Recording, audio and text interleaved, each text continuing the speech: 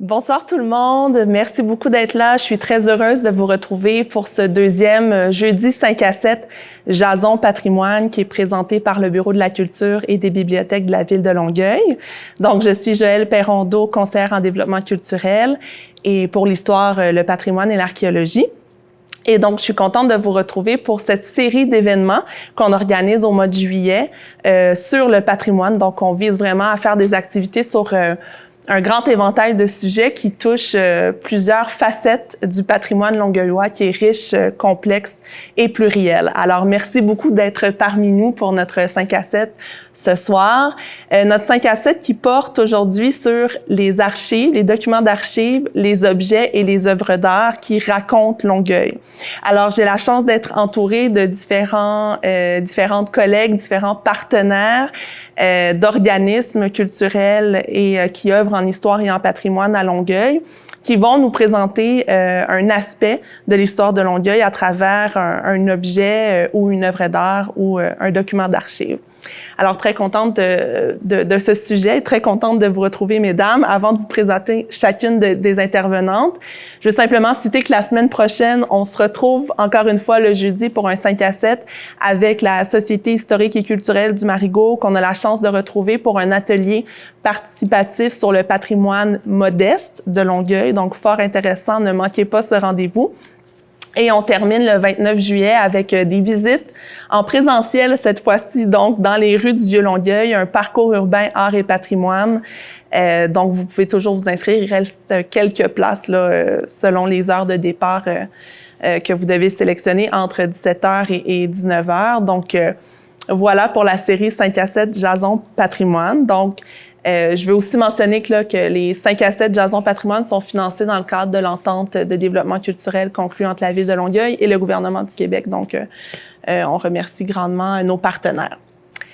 Alors, sans plus attendre, je vous parle du déroulement vite. Donc, je vais avoir trois présentatrices pour commencer cette première partie. Ensuite, un temps sera alloué aux questions. Donc, évidemment, on vous invite à poser vos questions, à interagir avec nous. Bien évidemment, ça nous fait grand plaisir. Vous pouvez le faire soit en activant votre micro, donc vous êtes les bienvenus, on vous voit sur grand écran, alors on pourra interagir avec vous. Sinon, là, par écrit, dans le volet conversation, mon collègue Juliane Nouche, qui est notre animateur spécialisé en archéologie, est avec nous ce soir et va relayer les questions. Donc, si jamais vous les écrivez, ne vous en faites pas, on va répondre à vos questions. Ensuite, on aura une deuxième partie, donc une petite pause de 2 minutes pour accueillir de nouvelles intervenantes pour une seconde partie. Alors, sans plus attendre, je commence par vous présenter, en fait, Constance Levasseur-Thériault, qui est animatrice à la Société d'histoire de Longueuil cet été, également étudiante en histoire.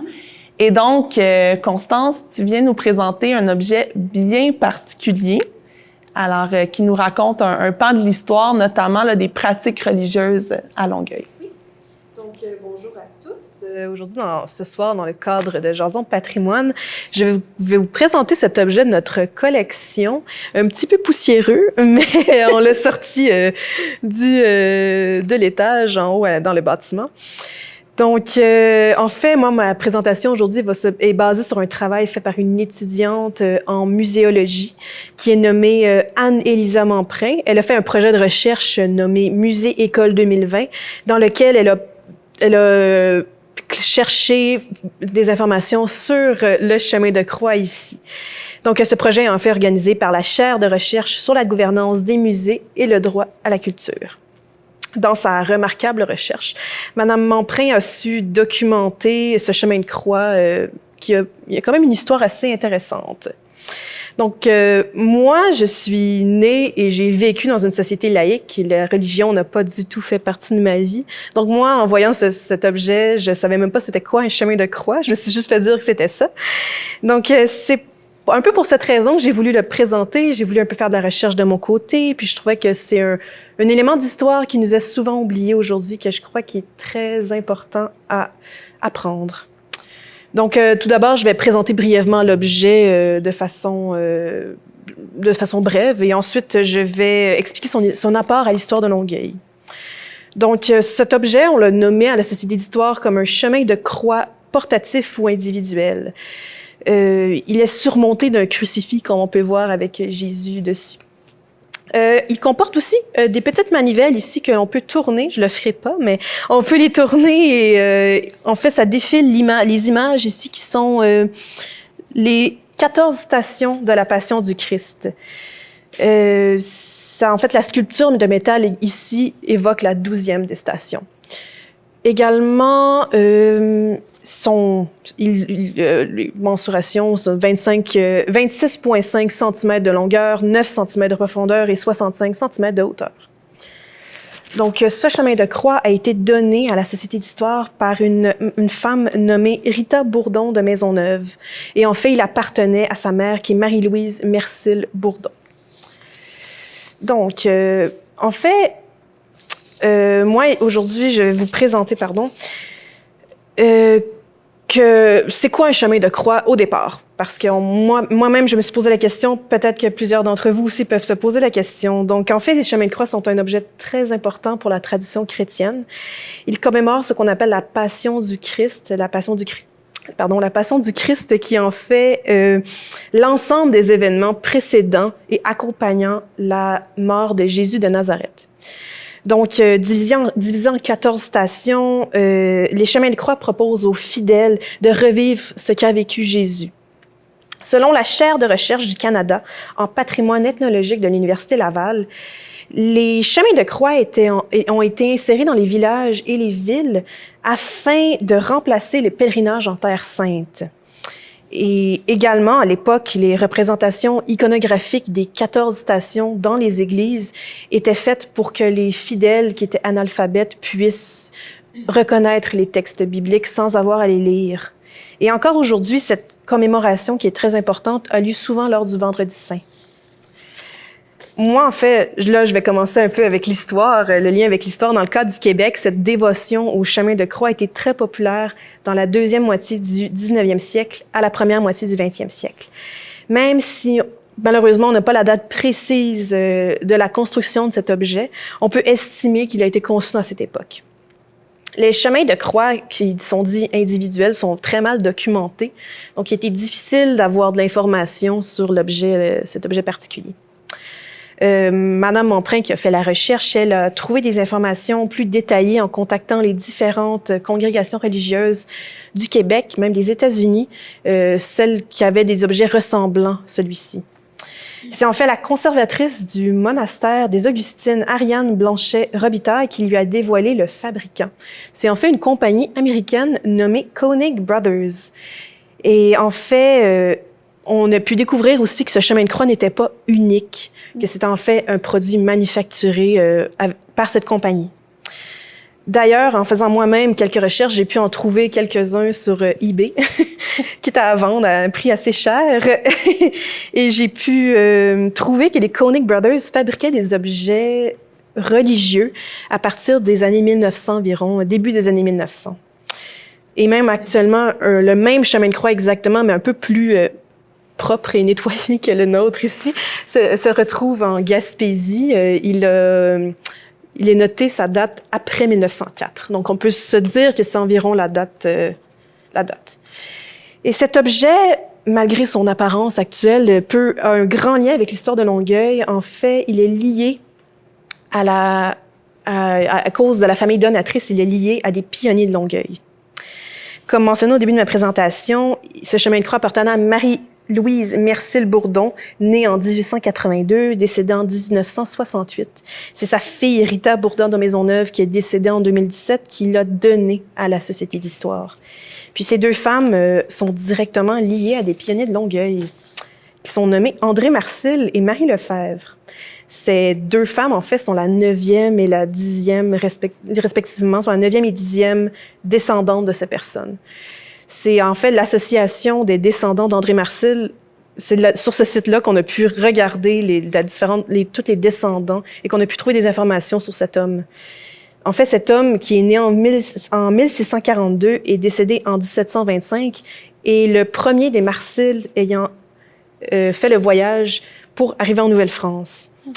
Il a épousé la fille du roi Marie Lefebvre en 1671 et enfin, ils vont avoir 5 enfants dans leur mariage. Ils ont habité à La Prairie, mais les funérailles d'André Marcille ont lieu à la paroisse à Longueuil. Ils sont considérés comme des pionniers de Longueuil parce qu'en fait, ils sont déménagés sur un territoire concédé, que ce qu'on appelait dans le temps mouille-pied.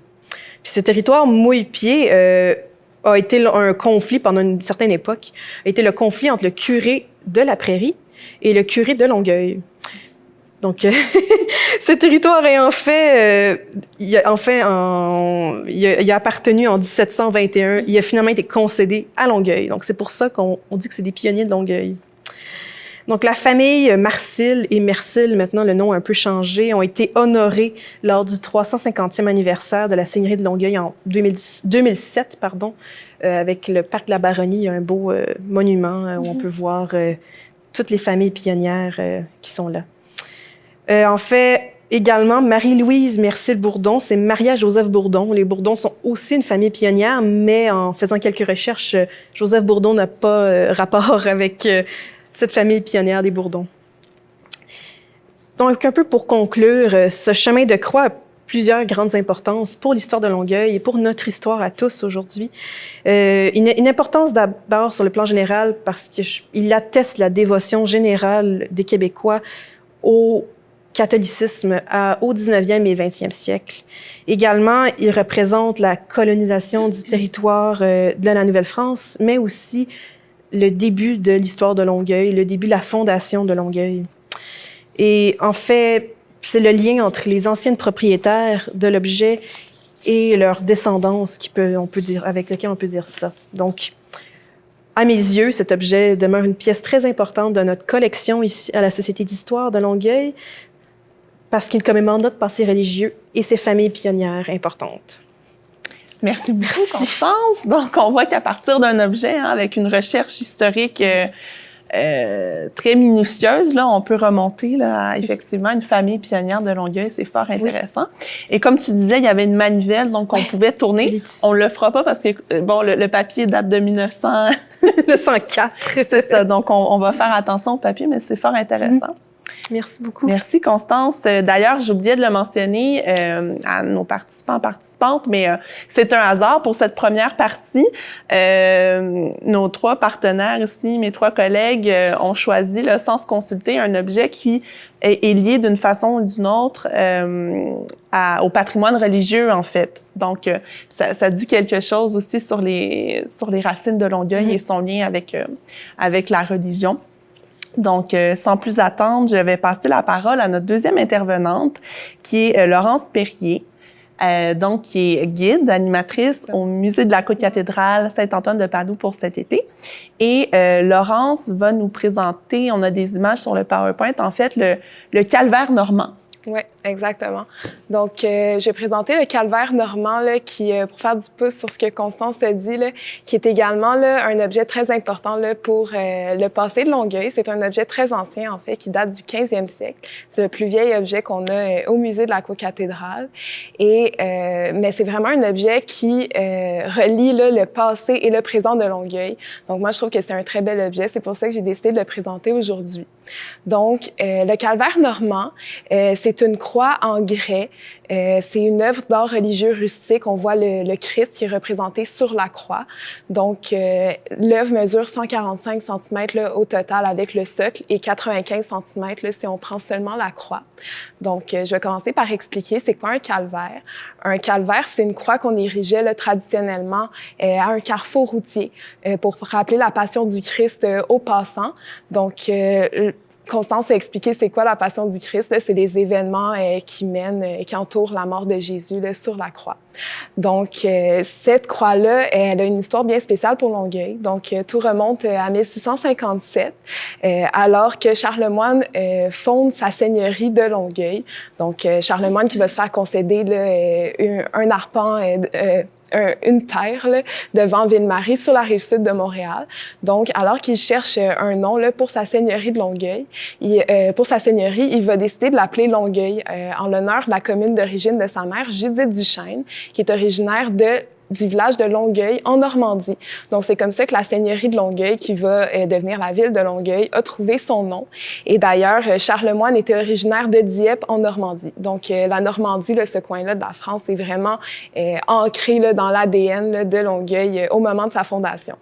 Donc là, quelques 3 siècles plus tard, alors que Marcel Robida est maire de Longueuil là, en 1967 et dans le cadre d'Expo 67, donc des rapprochements entre la France et le Québec, le maire Robida va relancer un projet qui avait été entamé là, par son prédécesseur, le maire Paul Pratt, en 1962. Donc, ce projet-là, c'est vraiment un projet d'acquisition d'un objet historique qui vient de la Normandie, qui permettrait de rappeler à Longueuil là, ses origines normandes, là, qui étaient incarnées notamment par Charlemagne. Donc, il va écrire une lettre à Dieppe, en Normandie, pour vraiment leur demander s'ils sont intéressés de reprendre ce projet-là. Et il va se faire répondre par nul autre que le maire de la commune de Longueuil, en Normandie, donc le maire Georges Rouan. Le maire Georges Rouan va lui répondre qu'il a quelque chose à lui offrir. Il a une croix, un calvaire à lui offrir qui est fait en grès et qui était érigé à Longueuil, au carrefour d'anciennes routes qui menaient à Dieppe et à Varengeville, donc les 2 villes voisines de Longueuil là, en Normandie. Donc, Marcel Robida, évidemment, va accepter ce don-là avec plaisir. Donc, le calvaire normand va être... on a fini par l'appeler le calvaire normand. Là, c'est un calvaire, mais c'est parce qu'il vient de la Normandie. Donc, ce calvaire-là va être embarqué au port d'Anvers en janvier 1968 et va être envoyé à destination de Montréal, où il va arriver là, au port de Montréal en février 1968. Donc, arrivé au port, là, il y a vraiment un questionnement sur où on place ce calvaire-là. Parce que là, dès le départ, Marcel Robida, quand il a reçu l'offre là, du maire Georges Rouan, il a vraiment exprimé son souhait d'ériger le calvaire à un carrefour routier où il serait vraiment visible. Donc, un peu un carrefour routier comme il était là, à Longueuil-France. Donc, vraiment de ramener ça ici pour qu'il soit visible là, au plus de personnes possible, parce que c'est un bien vraiment important. Et donc, Marcel Robida, là, son premier plan, c'était vraiment de l'installer à la sortie du pont Jacques-Cartier. Mais ce plan-là va être rapidement abandonné, tout simplement parce que ce coin-là est trop encombré. Il y a plein de panneaux de signalisation. Donc, il n'y aurait pas vraiment un endroit assez dégagé là, pour vraiment permettre de faire honneur à ce monument-là, là, au calvaire. Donc, finalement, on va décider de l'ériger au coin de Chambly et Saint-Charles, sur le terrain de la fabrique de l'église Saint-Antoine de Padoue. Donc, à ce moment-là, je vais parler de l'église Saint-Antoine de Padoue parce que ce n'est pas encore une co-cathédrale. Elle va seulement être co-cathédrale en 1982. Mais on parle là, vraiment de la co-cathédrale Chambly et Saint-Charles. Donc, on va décider de l'ériger à cet endroit-là, au coin de Chambly et Saint-Charles, sur le terrain de l'église. Mais là, on va offrir à une firme d'architectes de faire l'étude sur l'emplacement du calvaire. Donc, c'est la firme La Rose, La Liberté et Petrucci. Et cette firme-là va proposer un autre emplacement pour le calvaire. Donc, puisqu'en 1969, dans les prochains mois, on doit commencer les travaux d'élargissement du chemin de Chambly, ces travaux-là vont vraiment empiéter sur le terrain de la fabrique de l'église. Donc, le terrain où on voulait mettre le calvaire va vraiment être réduit. Ça va devenir une petite parcelle gazonnée, là. Donc, selon ces architectes-là, ça permettrait plus, ce serait plus un emplacement qui permettrait de vraiment là, accueillir le calvaire là, convenablement. Donc, les architectes proposent d'installer le calvaire carrément au milieu de l'intersection Chambly et Saint-Charles. Donc, vraiment, là, on devait faire passer là, un terre-plein là, sur le chemin de Chambly, qui est encore là aujourd'hui. Donc, c'était vraiment là, au milieu de ce terre-plein-là, on voulait faire une place pour le calvaire. Et donc, vraiment là, où le chemin de Chambly croise Saint-Charles. Donc, c'était vraiment à cet endroit-là qu'on voulait le mettre. Donc, ce seraient ces plans-là qui auraient été retenus jusqu'en 1971. Donc, en 1971, lorsqu'on va faire les travaux d'élargissement du chemin de Chambly, on va redécouvrir plutôt un monument très important de Longueuil, le Château fort de Longueuil, qui avait été construit par le fils de Charlemagne à la fin du 17e siècle. Donc, on va redécouvrir les pierres de ce château fort-là et on va reconstruire là, une tour sur le terrain de la fabrique Saint-Antoine de Padoue, où on peut encore la voir aujourd'hui, comme sur la photo, on le voit en ce moment. Et donc, on va décider d'installer le calvaire finalement au cœur de la tour est reconstituée du château fort, donc vraiment sur le terrain de la fabrique Saint-Antoine de Padoue, où on prévoyait de le mettre dès le départ, en fait. Donc, on est revenu vraiment au plan qu'on avait au départ. Et ce calvaire-là va être inauguré là, dans le cadre d'une cérémonie en octobre 1971. Donc, à cette cérémonie-là vont être présents le maire Marcel Robida et également le maire Michel Rousselin, qui est à cette époque-là le maire de la commune de Longueuil en Normandie, qui va être accompagné de son adjoint et également de André Grenier. Donc, André Grenier, en fait, c'est l'homme qui a vraiment permis la donation du calvaire à Longueuil, Québec. Donc, en fait, c'était lui qui était le propriétaire du calvaire, si on veut, à Longueuil, France, parce que le calvaire appartenait pas à la commune de Longueuil. Il était vraiment sur le terrain d'une personne, André Grenier, et lui, il était propriétaire du calvaire. Mais il a accepté de donner le calvaire à la ville de Longueuil, au Québec, moyennant 2 conditions. Donc, la première, que le calvaire soit placé sous la protection des autorités religieuses de la ville de Longueuil. Et la deuxième condition, que le calvaire soit inauguré dans le cadre d'une cérémonie religieuse. Donc, pour respecter là, ces 2 conditions-là, on a décidé, c'est ça, diriger le calvaire sur le terrain de l'église. Et également, là, lors de la cérémonie d'inauguration en octobre 1971, on va débuter le tout par une messe qui va être célébrée dans l'église Saint-Antoine de Padoue. Donc, à partir de 1971, là, le calvaire va vraiment trôner au cœur de la tour reconstituée du château fort sur le terrain de l'église.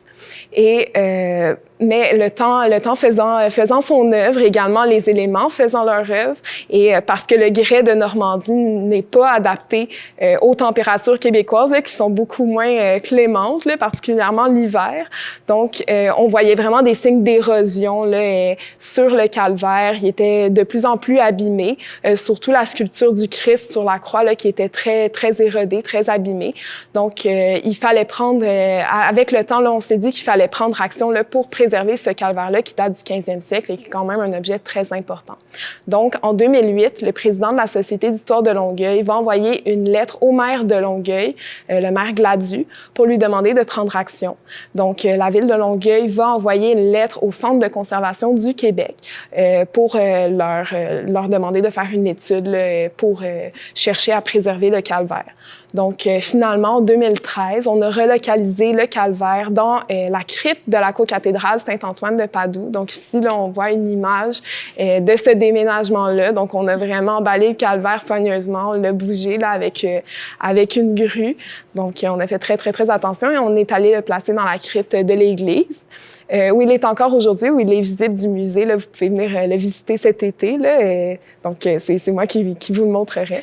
Donc, voilà. Donc, ça, c'est son emplacement actuel dans la crypte de l'église. Donc, également, là, cet emplacement-là permet de respecter le souhait du donateur André Grenier, donc qu'il soit placé sous la protection là, des autorités religieuses de la ville de Longueuil. Donc, voilà, donc c'est vraiment un lien, un objet qui symbolise là, le lien entre les origines de Longueuil, là, les tout débuts avec Charlemagne puis la colonisation française, avec ce qui est Longueuil aujourd'hui, là, donc une ville là, ouverte sur le monde, sur ses origines, donc sur son histoire. Donc, voilà. Merci beaucoup, Laurence, pour cette histoire fort détaillée du calvaire normand, effectivement, qu'on voyait à l'extérieur, mais qui est aujourd'hui à l'intérieur du musée de la cocathédrale. Très intéressant. Je rappellerai d'ailleurs, pas très loin, au parc Le Moine, il y a une œuvre d'art publique de la famille Plouffe, qui s'appelle Vernacularium des Longueuil, effectivement, qui fait aussi référence d'une manière plus actuelle, si on veut, mais qui fait référence à ce passé, ce lien entre la commune de Longueuil, comme tu l'expliquais si bien, et Longueuil. Alors, je sais que les artistes ont travaillé même, là, ont été en Normandie et ont travaillé donc cette relation entre la commune et Longueuil. Donc, les origines françaises de Longueuil. Merci beaucoup. Donc, avant la période de questions, on a une 3e présentation avec Sœur Lisette Boulay. Donc, bonjour, Sœur Lisette Boulay. Bonjour. Merci beaucoup d'être là. Sœur Lisette Boulay, qui est du Centre Marie-Rose, donc de la congrégation des Sœurs des Saints Noms de Jésus et de Marie. Alors, vous nous présentez un objet aujourd'hui très particulier et qui permet d'aborder aussi la présence à Longueuil d'une congrégation fort importante et d'un personnage très important aussi. Alors, bonjour. J'ai 2 objets à vous présenter aujourd'hui. Et vous allez remarquer qu'on a un thème commun, on a une croix en commun. Alors, évidemment, c'est arrivé comme ça. Alors, le premier thème que je veux vous présenter, justement, c'est une œuvre d'une sœur du tout début de la congrégation, qui était la compagne de Marie-Rose Durocher et qui était artiste. Alors, vous reconnaissez la croix et les fleurs qui sont un petit peu à l'image du blason de la communauté. Mais ce qu'il y a de particulier, c'est que cette croix et ces fleurs sont faits des cheveux de la fondatrice. Alors, c'était une coutume à l'époque pour conserver le souvenir d'une personne aimée de garder une mèche de cheveux. On en garde encore, d'ailleurs, aujourd'hui, quand un enfant se fait couper les cheveux la première fois, aux différentes occasions. Et au 18e et 19e siècle, on faisait beaucoup de travaux à partir des cheveux. On a fait des dentelles, on a fait des bijoux. Ça servait pour garder la mémoire d'une personne qu'on aimait. Ça pouvait être un enfant qui était décédé, une personne qu'on admirait beaucoup. Et ça a été la même chose au niveau des congrégations où notre artiste, sœur Marie-Agnès, était très habile. Alors, pour travailler cette technique sur les cheveux, c'est la même, un petit peu ceux qui font du tatting aujourd'hui, là, du travail à la navette et au crochet, c'est ce qu'on appelait la frivolité. Alors, ça demande une délicatesse extrême, si on peut dire, et les cheveux sont fixés sur une plaque de cire. Alors, ils sont là depuis, je dirais, 1850, puisque Marie-Rose Eulalie Durocher est décédée en 49. Et probablement que l'œuvre a été faite assez tôt après son décès. Alors, on retrouve ce travail à notre musée, au Centre Marie-Rose, ici, tout près de la co-cathédrale. Mais on retrouve aussi d'autres œuvres avec les cheveux qui ont été travaillées dans la communauté. Une de ces œuvres, c'est le gisant qui est à la co-cathédrale, justement, au musée. C'est les cheveux d'une religieuse qui ont servi à créer la coiffure de la Sainte Aurélie. Alors, c'était aussi une façon d'utiliser à l'époque. Alors, si nous passons maintenant à l'œuvre principale. Bon, alors, vous avez ici un bureau qui, à l'époque, aujourd'hui, on appellerait ça un bureau, mais c'était un prie-Dieu oratoire. Alors, le prie-Dieu oratoire était typique, surtout dans les communautés cloîtrées, où il était utilisé parce que les religieuses cloîtrées, les religieux aussi, étaient souvent dans leur cellule à méditer, à prier, et ils avaient, aujourd'hui, on pourrait dire, leur petite chapelle sur place. Alors, leur petite chapelle, aujourd'hui, on s'aperçoit que c'est un meuble multifonctionnel. Alors, ce meuble était à la paroisse de Saint-Antoine, à Belleuil, à la paroisse de Belleuil, où Marie-Rose Durocher a vécu 12 ans au presbytère où son frère était curé. Et elle avait une vie assez monastique, parce que c'était une femme très priante, mais elle était en possession de ce meuble. Bon, la date exacte où ce meuble a été apporté au presbytère de Belleuil, je ne peux pas la spécifier. Pour nous, l'histoire commence là. Mais elle devait exister avant. J'imagine qu'il a au moins 200 ans d'histoire, parce qu'elle l'a possédé à Belleuil de 1831 jusqu'à 1943, au moment où elle a fondé la congrégation.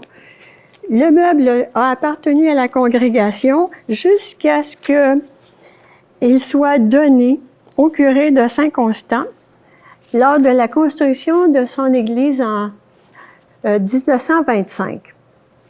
Alors, en 1925, le curé a acquis, c'est-à-dire qu'il a reçu en don, mais avec une clause, c'est-à-dire qu'au moment de son décès, il avait averti sa servante qu'il fallait le retourner aux Sœurs de Longueuil. Alors, nous est revenu. On l'a réutilisé ensuite à notre musée à la Maison-Mère à Outremont. Et lorsqu'on a redéménagé le musée à Longueuil, il nous est revenu. Alors, on a ici dans nos chroniques, les chroniques, c'est ce qu'on retrouve dans nos archives, entre autres, l'histoire détaillée de tous les moments de la communauté dans chacune de nos maisons. Alors, ils disent ici, par exemple, c'est une œuvre, il s'agit d'un prix Dieu, comme on en trouve dans les cellules des Sœurs contemplatives, à l'usage de Mère Marie-Rose au temps où elle n'était que Eulalie du Rocher. On y donne les mesures. Alors, là, évidemment, à cette époque, c'était en pouces. Alors, 63 pouces de hauteur, 29 de largeur, 19 de profondeur et l'agenouilloir de 31 pouces. Alors, aujourd'hui, et pour l'usage de l'époque, vous remarquez que sur la tablette du prie-Dieu, vous remarquez un cercueil.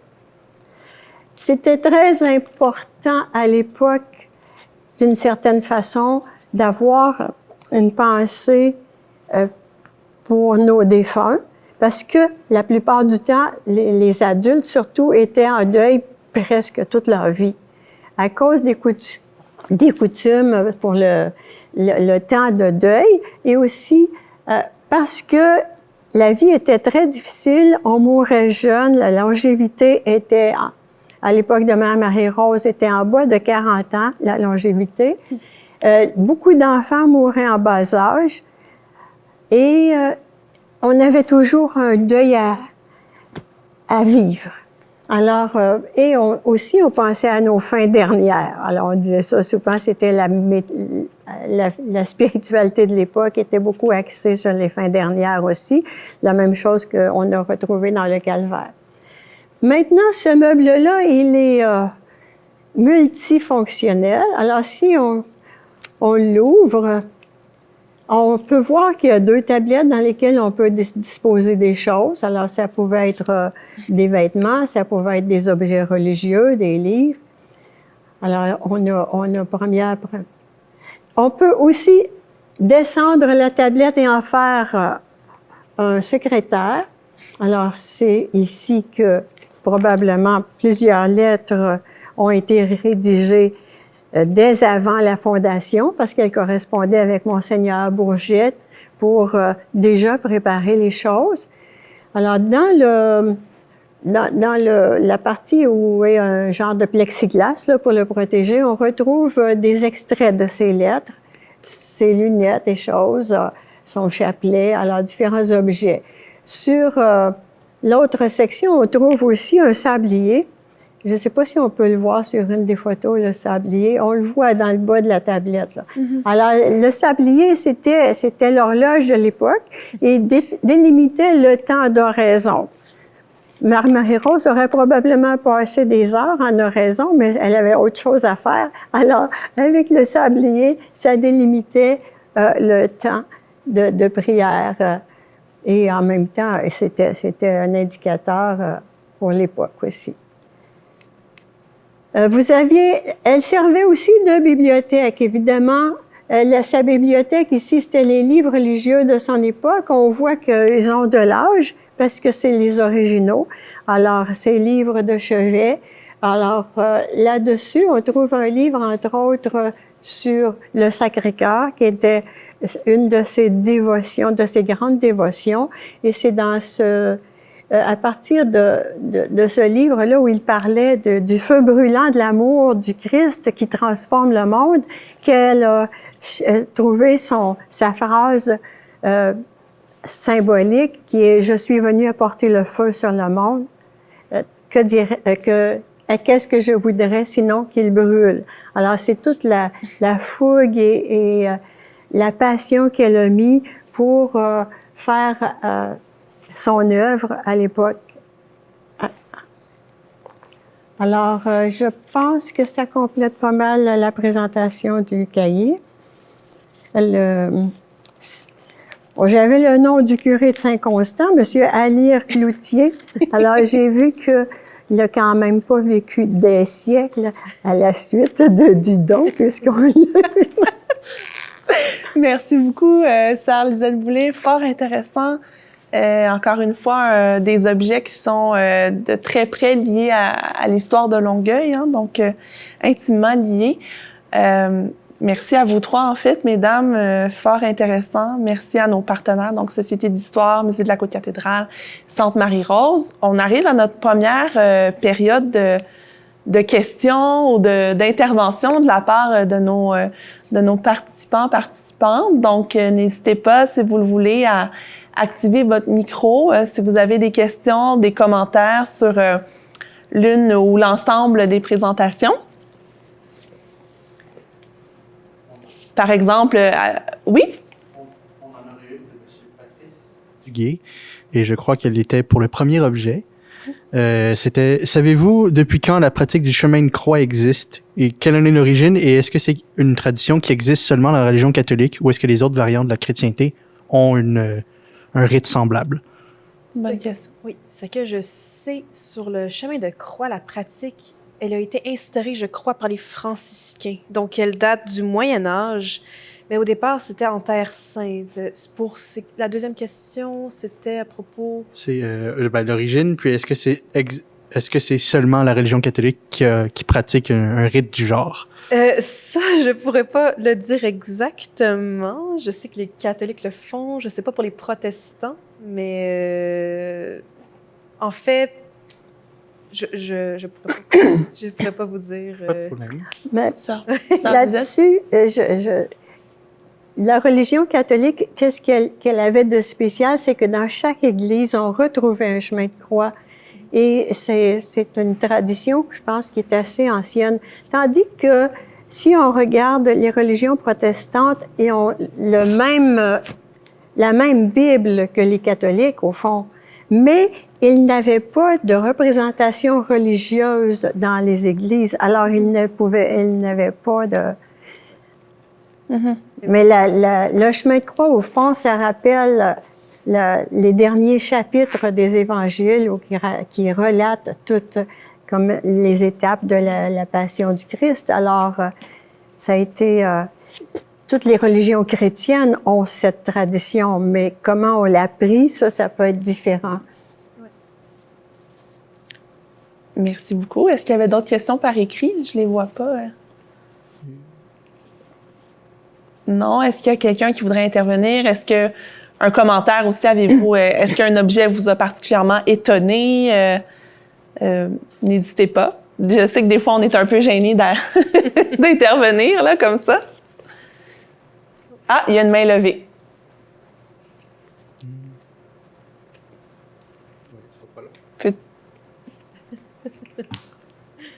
En principe, la personne peut se démuter. Oui, peux-tu juste dire le nom de la personne qui a la main levée, s'il te plaît? Je la vois pas. C'est bizarre, ça. Un instant. Je crois que c'était un commentaire dans le chat. Ah, je pense qu'il y avait oui. un commentaire. En fait, Désolée, un commentaire, petit souci technique. Le commentaire dans le chat, c'est simplement merci, fort intéressant. Merci. Bon, super. Pour ce qui est de la main levée, je suis désolé, je la vois plus. C'est correct. Est-ce que je peux ajouter un petit Bien sûr. détail? Un petit détail que j'ai omis pour le fameux meuble, c'est que vous avez remarqué qu'il y a un agenouilloir qui est soulevé. C'est que sous l'agenouilloir, il y a un autre coffre. Alors, on peut encore mettre des choses là-dedans. Alors, c'était le meuble de l'appartement. Ça répondait aux besoins de rangement, comme on dit. Mais merci beaucoup. Écoutez, on va prendre une très courte pause de à peu près 2 minutes. Ça vous permet d'aller prendre un verre d'eau, vous lever. Et nous, on va accueillir 2 nouvelles intervenantes qui vont venir nous parler notamment d'œuvres d'art qui font partie de la collection de la Ville de Longueuil. Donc là, on va aller dans de l'art plutôt des années 60 et des années plus récentes. Donc, on se donne rendez-vous dans 2 minutes et puis on aura 2 nouvelles intervenantes. Merci beaucoup. Bon.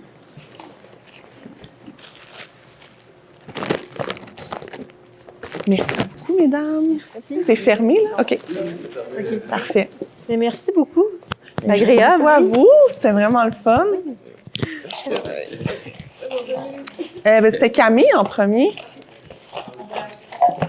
Ouais.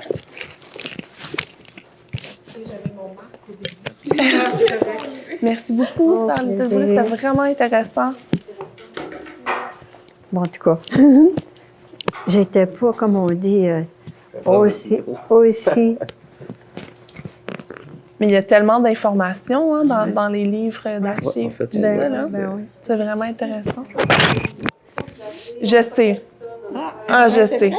C'est probablement une des dernières activités là, en virtuel. On s'en va dans le vrai bientôt. On espère. Mais au moins, on pouvait se voir, nous, entre nous.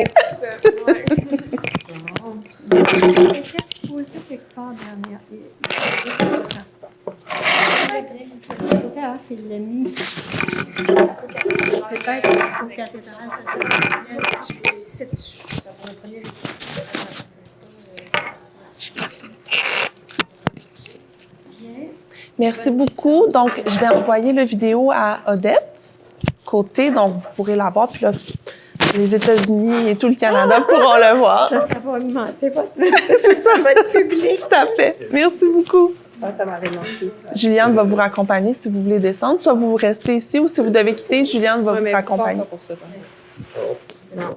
c'est souvent ça qui Oui, c'est ça. Oups. Il y en a qui vont avoir des Oui. questions en même temps. Oui. Ouais, tu peux le couper dans le fond. OK. Je le rentre pas dans mon chandail.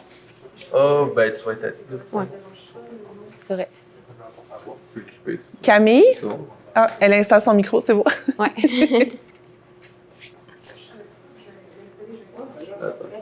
C'est bon? Es-tu on? Ouais, c'est bon. OK. Parfait.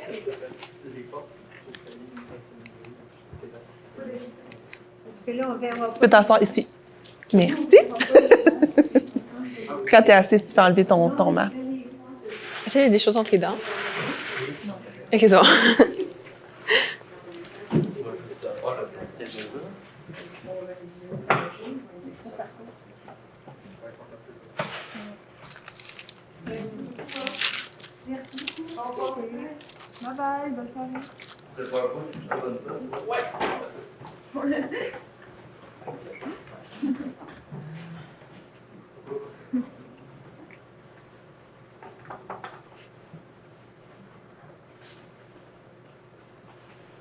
On peut partir quand tu es prêt.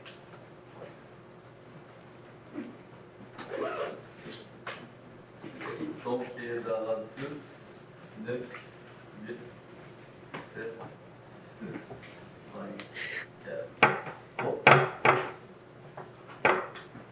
Bon, bonsoir. On est revenu de notre petite pause. Merci de votre patience. Consigne sanitaire oblige. On a des places limitées là, sur le plateau, mais donc j'ai une nouvelle intervenante avec moi pour cette seconde partie où on va avoir la présentation de 2 œuvres d'art publiques et d'un document d'archives que je vais vous présenter également. Donc, merci beaucoup Camille Bichet d'être avec nous.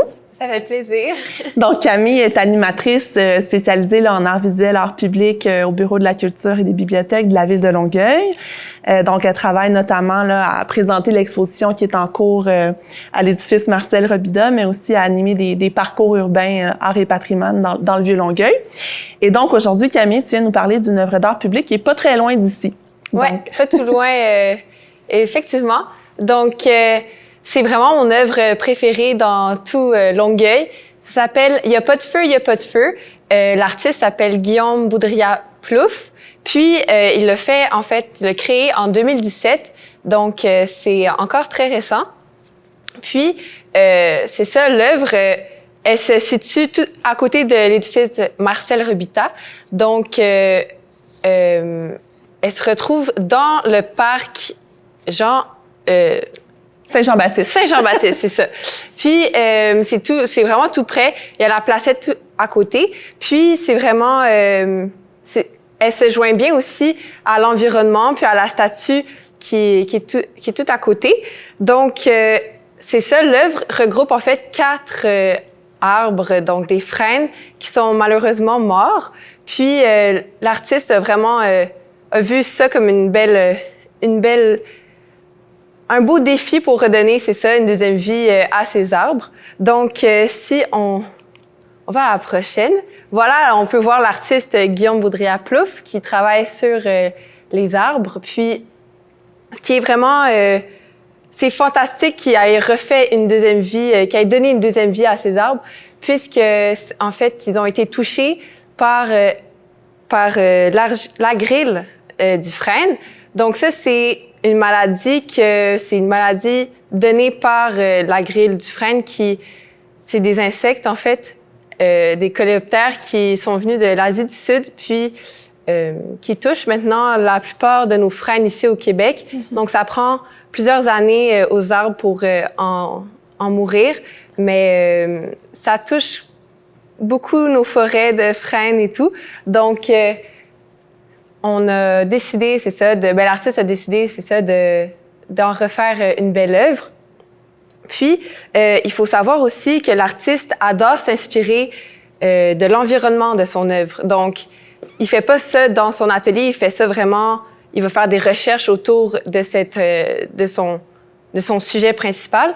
Puis, il s'est inspiré surtout du physique, de l'environnement physique autour de ces arbres, mais aussi de l'aspect historique de l'environnement autour de son œuvre. Donc, on peut aussi parler, là, on voit très bien les couleurs là, sur les dégradés sur les arbres. Mais ces dégradés-là, on les voit très bien aussi avec les belles couleurs. Ces dégradés, en fait, sont inspirés des couchers et des levées de soleil de la région. Donc, c'est des belles couleurs, le bleu, le turquoise, puis ensuite des couleurs plus chaudes, très chaleureuses. Puis, on peut voir à la base, c'est plus brun. Donc, c'est vraiment l'artiste qui est allé tailler dans l'arbre en forme d'hexagone le tronc de l'arbre, puis il est venu teindre le bois en brun. Maintenant, il faut savoir que la teinture brune, c'est un peu effacé. Donc, tu sais, ça évolue à travers le temps, puis l'œuvre, le brun est devenu plus un beige pâle comme l'arbre. Donc, c'est juste une petite... si on le voit en vrai, il y a ça qui a un peu changé. Puis, ensuite, on peut voir au centre, il y a même de la pyrogravure. Donc, il faut savoir que la pyrogravure, c'est un procédé artistique pour vraiment venir graver dans le bois. Donc, graver dans le bois, puis c'est comme un peu de la brûlure de bois. Puis, c'est fait avec un outil très, très chauffant. Et c'est vraiment ça que l'artiste est allé... Il a utilisé la pyrogravure pour aller pour dessiner dessus l'historique de cette œuvre. Donc, comme je l'ai dit tantôt, avec l'environnement historique, il a fait des recherches. Puis, juste en face de cette œuvre, associée, adjacent en fait à l'édifice Marcel Rubida, il y a le service d'incendie.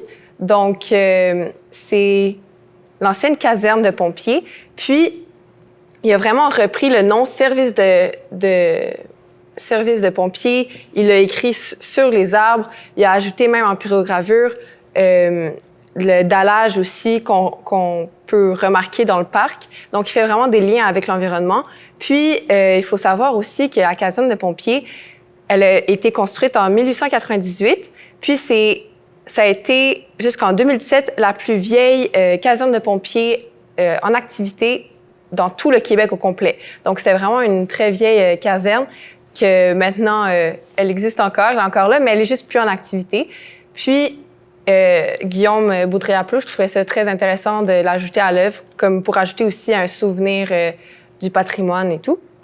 Puis, c'est encore... Là, il y a un lien avec la caserne de pompiers, mais faut faire aussi un lien avec les feux de forêt, puis avec ce qui se passe aussi avec la chaleur. Donc, on reprend encore les couleurs. Donc, la chaleur qui crée les feux de forêt. Puis, donc, ça fait un petit lien avec la caserne. mais vraiment au grand complet, on peut en fait comprendre que l'œuvre, c'est à propos, l'artiste nous parle de la cause, des causes de la mort des arbres du Québec.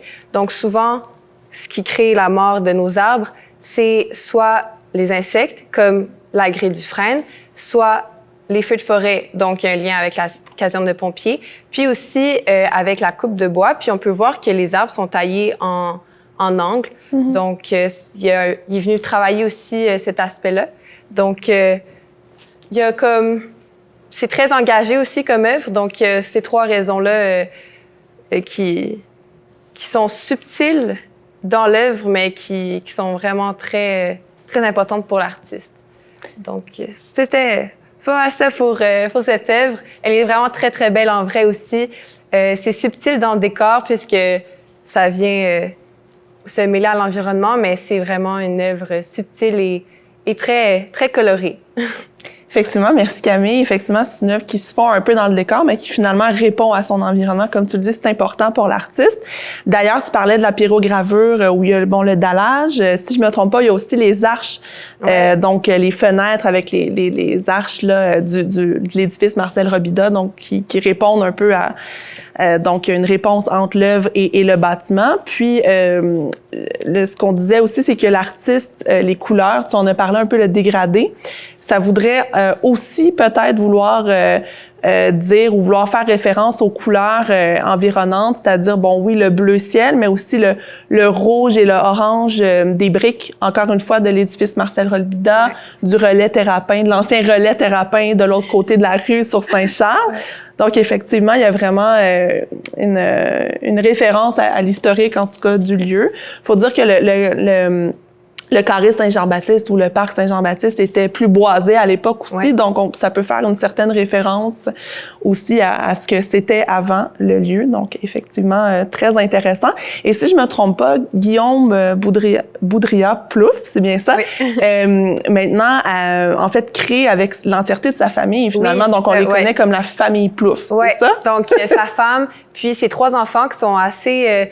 je pense que les plus vieux sont dans l'âge 10-12 ans. Là. Donc, il y a des petits-enfants jusqu'aux enfants dans l'âge de 12 ans. Puis, tout le monde participe dans le processus de création, même dans le processus de conception, puis de toute l'idée d'idéalisation plutôt. Puis, ça, c'est vraiment juste Guillaume qui le fait, par contre. Mais maintenant, ils engagent vraiment toute la famille à participer dans leurs œuvres. Puis, c'est quand même nouveau de voir ça, de voir des artistes famille comme ça. Oui, c'est ça, une famille artiste, un collectif famille. Ouais. Super. Ben, merci beaucoup, Camille, en tout cas. Merci. Puis, je mentionne aussi on présente des parcours art et patrimoine, mais donc, pendant ces parcours-là, on parle des œuvres d'art public de la collection de la Ville de Longueuil, donc de celles-ci, mais aussi de celles qui sont au carré Isidore Hurtaud, là. Donc, si jamais ça vous intéresse d'en apprendre davantage. Oui. Donc, encore une fois, on va faire un jeu un peu de chassé-croisé, de chaise musicale.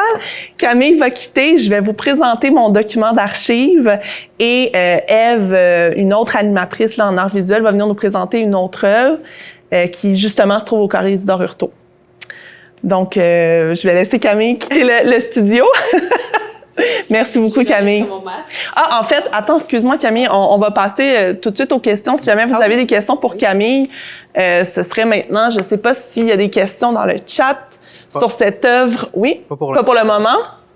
Avez-vous des questions sur l'œuvre de Guillaume Boudria-Plouffe?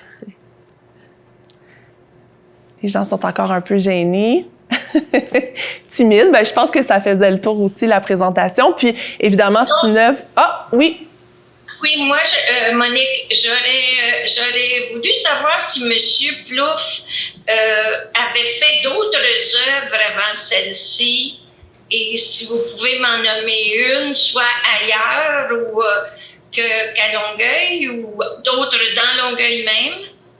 Je te laisse répondre, Camille. Oui, il y en a une très connue. Dans Longueuil, donc c'est les vernaculaires. Puis le vernacularium des Longueuil, je crois. Oui, c'est ça. Celui qui est au Parc Lemoine. Oui, exactement. Puis c'est des grandes tourelles, puis il reprend encore les couleurs en dégradé. Puis c'est vraiment des belles œuvres. Ça, je pense qu'il l'a fait avec toute la famille au complet. Donc, c'est plus récent que 2017, si je me trompe. Je me trompe pas. C'est dans ces années-là, effectivement. Puis j'en ai parlé brièvement tantôt, là, mais c'était tout ce rapport-là avec la commune de Longueuil en France, aussi en Normandie, où il reprend donc avec une tour une certaine architecture là, d'influence normande. Et donc, la famille au complet avait effectivement été en France faire une résidence de création, finalement. Là. Donc, pour cette œuvre-là, vous pouvez la voir au Parc Lemoine. Oui, au Parc Lemoine. Puis d'ailleurs, en fin de semaine, il y a une activité où ils vont planter du lin, si je me trompe pas, parce que dans la commune de Longueuil, dans cette région-là, il y a beaucoup de plantations de lin. Alors, ils vont faire comme ils appellent ça une rencontre performée, ou en tout cas, en fin de semaine, il va y avoir une rencontre avec les artistes au Parc Lemoine. Donc, si jamais ça vous intéresse d'aller lui parler, là, ça peut être intéressant. Parfait, merci beaucoup. Ça me fait plaisir. Merci Camille. Merci Monique pour votre question. Oui, merci beaucoup. Donc, pendant que on va faire le changement avec Ève. Donc, moi, je vais présenter mon petit document d'archives. Merci beaucoup Camille. C'était 10 minutes, mais un petit peu trop, je sais pas. C'est parfait, merci beaucoup. Donc, je vous présente un document d'archives que je trouve intéressant, notamment parce qu'il n'est pas si vieux. Il date des années 70, mais je trouve ça intéressant d'y faire référence quand même à ces années-là. On a quand même un recul d'une génération, donc je trouve ça intéressant. Et c'est un document d'archives qui rappelle aussi une intervention archéologique à Longueuil. On peut dire une des premières, c'est-à-dire une des premières d'importance, là, à Longueuil. Donc, sans plus attendre, j'ai des petites images. Donc, en fait, je vous parle d'un rapport archéologique qui a été publié en 1972, mais qui fait référence à des fouilles archéologiques de 1971. Laurence y faisait référence là, brièvement tout à l'heure. Donc, en 1971, où en amont de grands travaux, où on veut agrandir le chemin de Chambly, on effectue là, une fouille, une intervention archéologique sur l'emplacement que l'on soupçonne être l'emplacement du château fort de Longueuil. Alors, juste pour vous mettre en contexte un peu dans les années 60-70, la situation, comment on perçoit l'archéologie. Donc, en 1961, il y a une importante création d'un service là au ministère des Affaires culturelles, le service d'archéologie du Québec. Donc déjà, ça c'est quand même fondateur dans le traitement ou l'histoire de l'archéologie au Québec. Et du fait même, il y a une entrée en fonction du premier géographe archéologue qui va travailler pour ce service et qui va être Michel Gaumont, qui va travailler à ce service donc pour le ministère. Et c'est donc un peu, on dit souvent que c'est le premier archéologue professionnel du Québec. Je le mentionne parce que c'est important, mais c'est aussi un des auteurs du rapport avec Michel Lafrenière de la ville de Longueuil. Alors, je trouvais ça important de le mentionner. Un rappel aussi, en 1972, c'est la loi sur les biens culturels, bien entendu.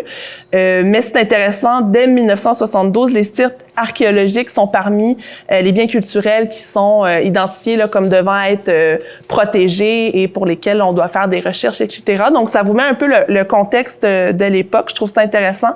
Dès les années 60-70, on a cette préoccupation-là. Il y a eu des fouilles précédemment, mais disons que c'est dans l'air du temps, là, dans ces années-là, d'effectuer au moins des recherches et des fouilles, des interventions avant des travaux. Donc, c'est le cas pour l'événement dont je vous parle ici. Donc, le rapport que je vous présente, en fait, à quoi ça sert un rapport archéologique, finalement? D'abord, ça documente le processus. Donc, c'est important. Ça fait un état des connaissances, souvent, sur un site. Donc, dans le cas du rapport de 1972, les sources sont souvent, en fait, on fait souvent référence au livre de Jaudoin-Vincent sur l'histoire de Longueuil et de la famille de Longueuil. On fait aussi référence à des plans anciens, donc c'est vraiment les sources historiques, disons, pour ce rapport-là. Et évidemment, dans le rapport, donc on fait état des connaissances, mais on met à jour les connaissances suite aux découvertes là, qui ont pu être faites. Ça nous permet aussi de garder des documents sur la localisation, avoir des schémas, parfois même une analyse du sol, une stratigraphie, etc. On a des photographies, donc je vais vous en montrer quelques-unes. C'est ce que je trouve le plus intéressant. Une des choses les plus intéressantes aussi, ce sont les photographies, donc à la fois du processus et des découvertes, donc des artefacts, des objets. Et souvent, le rapport va comprendre aussi des recommandations. Donc, bien entendu, on est dans un contexte avant de grands travaux. On veut s'assurer que les grands travaux ne vont pas endommager les vestiges présents dans le sol et donc souvent les archéologues vont formuler des recommandations. Donc, je voulais vous présenter en fait différents éléments du rapport. Ça peut avoir l'air un peu rébarbatif, un rapport, mais vous allez voir, c'est assez sexy comme document, c'est vraiment intéressant. Et ça nous montre l'importance des archives aussi. Donc, dans le rapport, je le disais tout à l'heure, on documente un peu le processus. J'ai mis une citation, donc une des personnes qui fait l'intervention, probablement Michel Lafrenière de la Ville, écrit le 26 avril 1971. Donc, en plus, ce sont des notes manuscrites, hein, donc il y a un côté un peu romantique à la chose. Donc, il dit « Le travail suit son petit bonhomme de chemin et déjà les murs tantôt enfouis, surgissent des profondeurs du néant. » Donc, c'est une petite note, vraiment comme un journal du processus, mais en même temps, j'y trouve un certain côté à la fois documentaire, mais presque poétique, ma foi. Alors, je trouvais ça vraiment intéressant de vous le présenter. Dans le rapport, comme je le disais, on a des plans où on voit donc où les interventions ont lieu.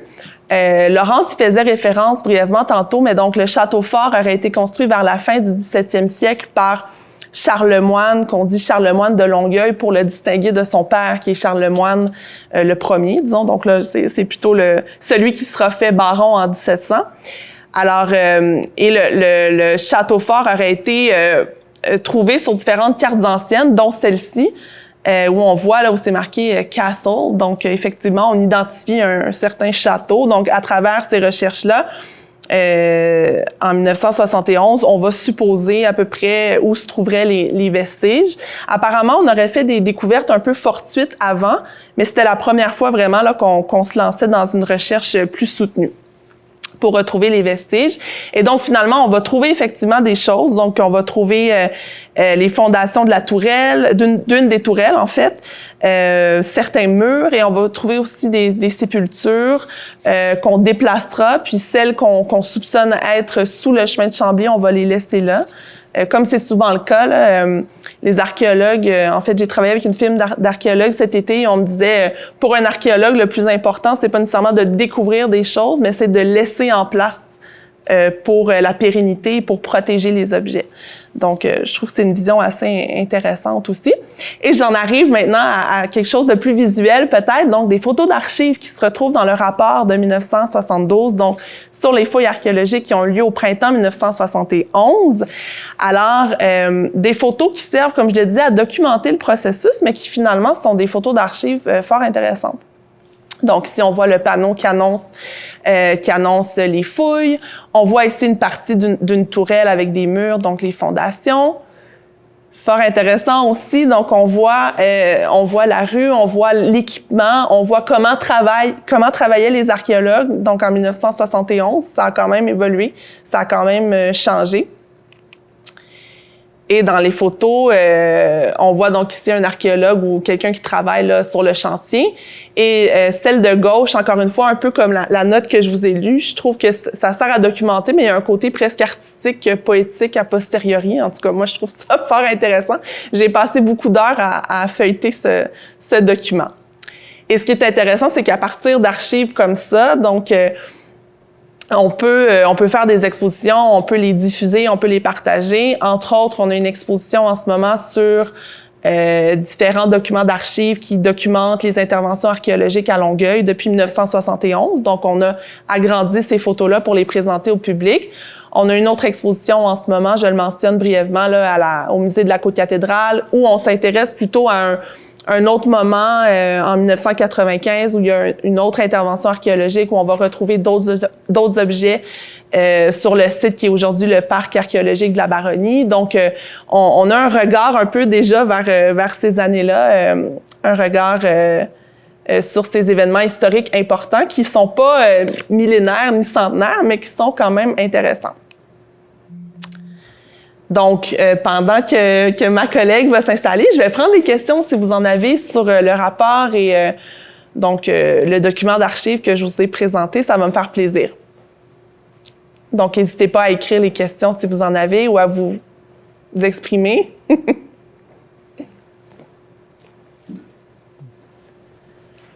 Ben, en tout cas, je vous invite à aller voir les expositions si ça vous intéresse. Je pense que ce sont des fois des documents, des rapports archéologiques qui peuvent avoir l'air administratifs, tout ça, qui sont parfois cachés là, dans les centres d'archives, mais ça peut être intéressant de les ressortir, notamment pour les photos.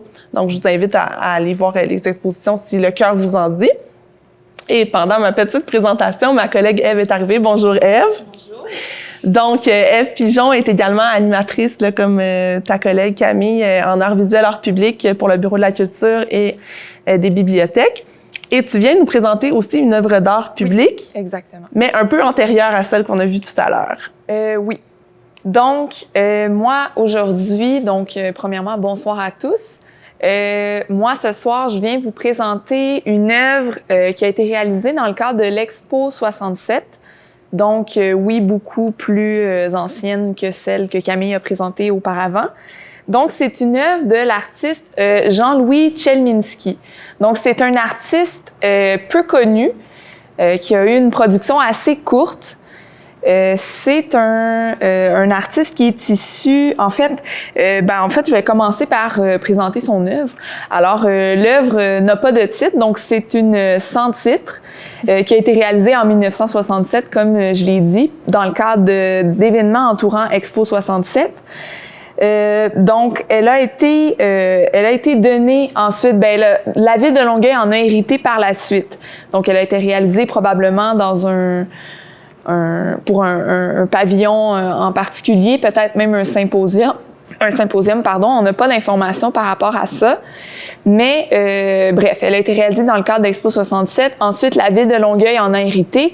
Puis, on a décidé de l'installer devant la Maison de la culture de Longueuil, qui était, dans le fond, qui aujourd'hui s'appelle le Centre culturel Jacques Ferron, dans le carré Isidore Hurtaud.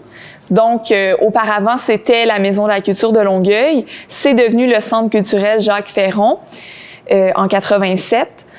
Et donc, on a décidé d'installer la sculpture de Chelminski dans ce carré-là, dans ce parc-là, où on retrouve aussi plusieurs autres sculptures datant à peu près de la même époque ou des années proches, là. Donc, toutes dans les années 60-70. On a aussi quelques sculptures plus récentes qui sont là. Donc, c'est une sculpture qui est faite d'acier. Donc, ce sont des tiges et des plaques d'acier qui sont soudées. Et on a une structure en deux registres, une structure qu'on va qualifier d'arachnide. Ça fait un peu penser à une araignée. Donc, une structure en deux registres. Donc, c'est un dôme qui va être surmonté d'une pyramide un peu évasée. Donc, on a plusieurs parties à cette sculpture-là. Donc, elle repose aussi sur 6 pointes. Je crois qu'on le voit mieux sur cette deuxième image-là. Donc, on a une partie qui est plutôt un dôme sous lequel on peut passer d'ailleurs parce qu'elle recouvre vraiment le petit chemin dans le carré Isidore Hurtaud, dans le parc. Donc, elle repose sur 6 pointes. C'est une sculpture qui mesure 6 mètres par 10 mètres. Donc, elle est assez imposante, quoique elle a l'air aussi légère parce que il s'agit seulement de tiges de métal. Donc, malgré la rigidité du matériau, c'est la fluidité du geste que l'artiste a voulu, la fluidité qu'il a voulu insuffler à cette sculpture qui prime quand on l'admire, quand on la regarde. Donc, on peut aussi qualifier cette sculpture-là de sculpture habitable. Pourquoi? Parce que, comme je l'ai dit, on peut passer en dessous, donc on passe dans la sculpture littéralement. Les sculptures habitables, d'ailleurs, ça a un lien avec la parenté stylistique de cette œuvre-là, un lien avec des œuvres de Robert Roussel, qui était l'oncle qui était l'oncle de l'artiste. Donc, oui, on reviendra peut-être au diapo juste après. Donc, qui était Robert Roussel, qui est un artiste qui est dans le mouvement du renouveau de la sculpture au Québec. Donc, dans les années 50-60, les artistes, particulièrement les sculpteurs, vont commencer à s'opposer à la tradition sculpturale qui est en vigueur au Québec jusqu'à ce moment-là. Donc, les artistes vont commencer à faire des choses très différentes. Donc, ils vont contester notamment là, la lourdeur de la sculpture, comment on pourrait dire ça? Donc, le renouveau québécois. En fait, je vais tout de suite aller à ma 3e fiche.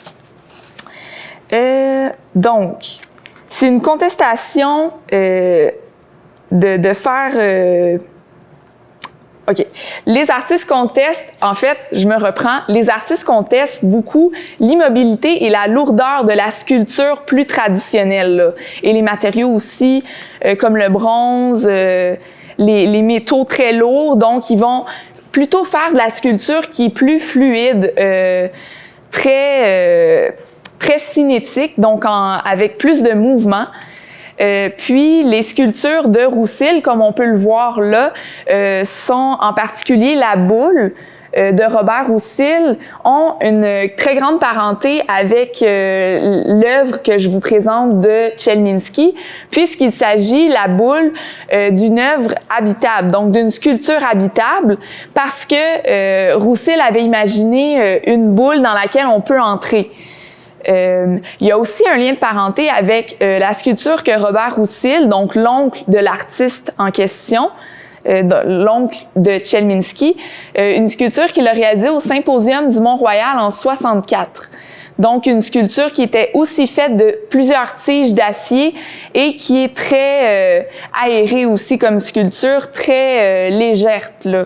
Donc, c'est tout le contraire de la sculpture très lourde et immobile qui était la norme jusqu'à cette époque-là au Québec. Alors, le renouveau de la sculpture, le mouvement auquel appartient Roussel, mais auquel aussi Chelminsky va s'initier et dans lequel il va entrer durant sa carrière, c'est un mouvement qui participe à la contestation de la société de consommation. Donc, il y a un peu un paradoxe là-dedans parce que les artistes vont quand même utiliser, vont quand même faire des très grandes sculptures, utiliser des matériaux, industriels comme l'acier, mais vont aussi beaucoup utiliser des matériaux bruts. Donc, par exemple, là, je sais que sur une autre diapo que j'ai mis, on voit Chelminsky, qui est l'artiste qui a réalisé l'œuvre dont je vous parle, qui est en train de réaliser une sculpture dans les années 60 ou 70, là aussi. Et c'est une sculpture qu'on voit, il réalise directement à partir du tronc d'arbre. Donc, il est en train de sculpter le tronc d'arbre. Donc, c'est là on voit aussi toute l'idéologie de ces sculpteurs-là, de ce mouvement-là. Mais toutefois, ces sculpteurs-là ont aussi la volonté de faire disparaître la main de l'artiste sur l'œuvre. Donc, ils veulent que ce soit une œuvre qui a l'air d'être produite par la machine. Donc, une œuvre qui est produite aussi par qui pourrait résulter là, d'un robot. Là. Donc, non pas de l'humain, mais d'une machine ou d'une sorte de robot. Donc, on veut vraiment estomper la trace de l'artiste sur l'œuvre. Donc, ça, j'en ai parlé. Ça, c'est un mouvement de contestation qui va commencer dans les années 50. Et comme je le disais, Chelminsky appartient un peu à ce mouvement-là parce que son oncle, Roussel, va beaucoup être il va être l'un des pionniers, en fait, de ce mouvement-là au Québec. Donc, faire renouveler là, tout ce qui est sculpture au Québec et faire changer un peu les choses dans ce secteur-là des arts. Ensuite, j'ai pas abordé, mais cette sculpture-là, en ce moment, elle est noire. Elle a été restaurée en 2016, mais auparavant, elle a déjà été peinte en bleu. Et même qu'à son origine, c'était une sculpture qui était en acier nu. Donc, elle avait aucune peinture qui était appliquée dessus. C'était une structure en acier brut. Donc, comme je le dis, là, matériaux bruts, on n'a pas la trace, la main de l'artiste sur l'œuvre. Et par la suite, il y a eu des modifications qui ont été faites. Donc, d'abord, on l'a peinte en bleu, comme on peut voir sur la photo, malgré qu'elle n'est pas de super bonne qualité. Et ensuite, on l'a peinte en noir et on l'a restaurée en 2016 et repeinte complètement en noir. Donc, elle a vécu quelques changements et voilà. Donc, c'est la sculpture que je voulais vous présenter aujourd'hui et qui a un lien très fort avec l'histoire de Longueuil, puisque elle résulte d'événements en lien avec Expo 67 et Expo 67 a été quand même très important, je crois, pour la ville de Longueuil, puisque il y a eu le développement de plein d'infrastructures à Longueuil suite à l'Expo, donc avec aussi le maire Marcel Robida, le maire Jean Drapeau à Montréal, qui étaient comme des homologues à Longueuil et Montréal. Donc, ils ont fait beaucoup de projets, d'ailleurs la station de métro, puis tout ça. Donc, je pense qu'il y a eu beaucoup d'effervescence artistique à Longueuil qui résultait d'Expo 67. Donc, cette sculpture-là en est un résultat, comme bien d'autres sculptures qui se trouvent dans le carré Isidore Hurtaud aussi, qui résultent aussi d'Expo 67 et qui ont été héritées par la ville de Longueuil. Donc, voilà. Merci, Ève. Pendant que nos participantes pensent à peut-être des questions pour conclure notre activité, j'en ai déjà 2 pour toi. Oui. En fait, est-ce qu'on sait qui a décidé de peindre en bleu la sculpture? Est-ce que c'était il existe très peu d'informations sur l'œuvre et sur l'artiste également. Je crois qu'il a eu une courte carrière, Chelminsky. Et j'ai pas trouvé, moi aussi j'ai trouvé ça, je me suis posé la question pourquoi on l'aurait repeinte sans avoir peut-être la vie de l'artiste, parce que peut-être qu'il était décédé à ce moment-là ou qu'il était ailleurs ou je sais pas quelle était pourquoi on a pu la repeindre puis choisir des couleurs différentes de ce que l'artiste avait voulu faire au départ. Donc, à côté de cette œuvre-là, il y a d'ailleurs Aimant de nuit de Daniel Gagné aussi de 1972, un peu 2 L là, qui forment en fait, ça ressemble un peu à un aimant apparemment. Il y a comme un jeu d'esprit avec ça, mais qui aurait été peinte aussi en rouge et en bleu ou en rouge et en blanc pour rappeler un aimant. Mais enfin, on se demandait si c'était l'artiste ou si c'était on va faire des recherches par rapport à ça. Donc, ça a l'air plus d'être des décisions postérieures à la création de l'œuvre, puis on ne sait pas si ça impliquait l'artiste. Hein, donc, Puis, si je me trompe pas, il y a un aspect aussi de valeur, de rareté avec cette œuvre-là, notamment parce qu'il y en a peu de Chelminsky. Oui, c'est ça. Et peu de sculptures habitables, de structures habitables, comme il dit, donc une série. Alors, Longueuil a la chance d'en avoir. Ce qui est intéressant, tu faisais référence à l'histoire, oui, des années 60, mais aussi les œuvres d'art. Donc, il y en a, comme on le disait, plusieurs.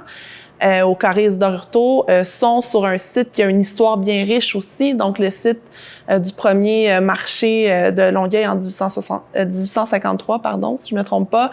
Un lieu public aussi où il y avait plusieurs rassemblements à la fin du 19e siècle. Un lieu où il y a une infrastructure culturelle importante. Donc, il y a une histoire aussi au site également qui est très intéressante. Puis, si je peux juste rajouter, je sais que dans un article du journal Le Droit d'Ottawa de 1968, si je me rappelle bien, il y a une entrevue avec Chelminsky.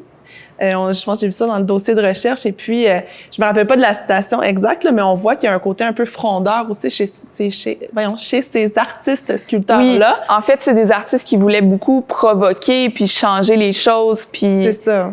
Oui. Je pense qu'il dit, tu sais, puis on voit que c'est dans l'air du temps aussi de la gauche communiste, on peut dire, là, mais tu sais, il dit, bon, ben la mode est à la sculpture, je pense que c'est du snobisme, je vais en faire quand même, mais finalement, moi, je fais des trucs, il appelle ça ses trucs.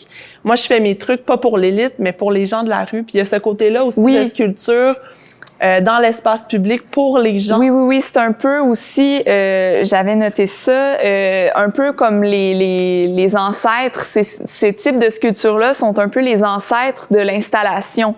Donc, la sculpture installative, là. Donc, c'est un peu les précurseurs, là, ces artistes-là qui ont mis ça en place un peu au Québec. Donc, il y a ça aussi qui est très intéressant. Puis, effectivement, on est très chanceux d'avoir ça à Longueuil.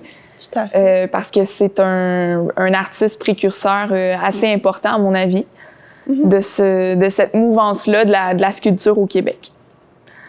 Super. Alors, je me tourne vers vous, cher public, chers participants. Merci beaucoup d'avoir été là. Avez-vous une petite dernière question, commentaire? Ça peut être un commentaire aussi, si vous voulez vous exprimer. Connaissez-vous ces œuvres d'art publiques-là? Les avez-vous déjà expérimentées? Oui? On avait un commentaire de Mme Marie-Paul Carrier qui disait que heureusement que des associations, des personnes conservent précieusement les œuvres qui sont à l'origine, qui racontent les origines de Longueuil et qui en font la promotion. On a besoin de se souvenir du passé pour mieux apprécier le présent. Bon commentaire. Merci, effectivement. Ce soir, l'activité visait aussi à mettre en valeur des animateurs d'été là, qui vont travailler dans différents organismes. Donc, en première partie, on avait la Société d'histoire de Longueuil, le Musée de la Côte-Cathédrale, le Centre Marie-Rose, très important. La semaine prochaine, j'en ai fait mention brièvement. Je sais que Louise Levac est là, mais donc la Société historique et culturelle du Marigot aussi, organisme très important. On est choyé à Longueuil d'avoir 2 sociétés d'histoire, des organismes essentiels d'une grande qualité. Donc, on les salue également. Puis, on est chanceux aussi d'avoir nos animateurs qui ont brisé la glace et qui sont venus nous présenter leur objet ou œuvre d'art. Là, on se sent très choyés, mais merci pour votre commentaire. Est-ce que je peux parler? Oui, allez-y, Monique. Moi, je voulais savoir, ce monsieur Tcheninski que vous parlez, là, est-ce qu'il était, comment je pourrais dire, est-ce qu'il venait d'Europe ou sa famille, est-ce qu'ils étaient immigrants d'Europe ou d'Italie, je ne sais trop, avec le nom? C'est vrai que c'est un nom qui sonne un peu moins québécois, mais étant donné qu'il y a très peu d'informations sur l'artiste qu'on a pu trouver, sa biographie est vraiment est presque inexistante, je pourrais dire. Là, on a très peu d'informations sur cet artiste-là, surtout qu'il n'a pas eu une carrière très longue. Donc, je pourrais pas vraiment répondre à votre question, mais peut-être que c'est un nom de quelqu'un qui est immigrant. On sait que c'est le neveu de Robert Roussel, oui, quand même. Donc, ça revient souvent dans sa biographie.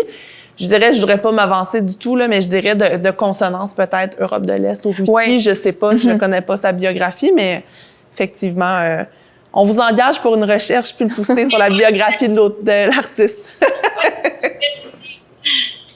Bien, merci beaucoup, en tout cas, pour vos interventions. Merci à tout le monde d'avoir été là.